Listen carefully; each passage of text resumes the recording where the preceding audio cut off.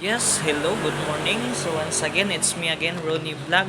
Diri gid sa pag-vlog dahil sa lahutay ra gid ang gikinahanglan diri no. Kay kung wala kay lahutay diri dili wala koy mahitabo sa imuha. Mao na siya mga day nga ang paglahutay diri ug pagkugi lang gid ang pag-upload sa kada adlaw no. Dili gid nimo limutan ang pag-upload sa kada adlaw kay dili man diri ingon nga pag-upload nimo ditso na ka maghulat sa imong earnings. Diri gid sa vlog perting dugaya kay kwaon ang dollar diri mga day.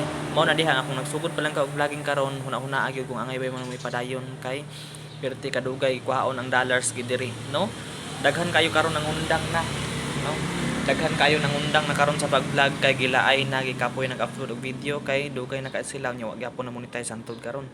So akong advice gid sa tanan gyud is ang pag-vlog gyud is himuon na gid nimo ni siyang kalingawan no. Dili nimo iporsogi imong imuhang oras tanan diri. So mao ni siya nga dapat ang imong oras sa atong trabaho na pugay pagtrabaho no kay aron pod gyud makasweldo ka kada adlaw sa imong trabahoan. Ang diri sa pag-vlog mao ni siya kung bakante nimong oras sa aya nimo uploadan. So kung pwede gyapon kung magtingob ka og video diha bisag unsa imong pamidyohan para nga everyday naa kay ma-upload. Mao na siya nga dili gid nimo na kay trabaho karon muundang lang ka kay imong seryoso dili imong ikuan diri sa vlog imong ibiyan ang trabaho kay nisulod ka diri sa vlogging. So dili siya pud maayo no. Mao na siya nga kung unsa imong trabaho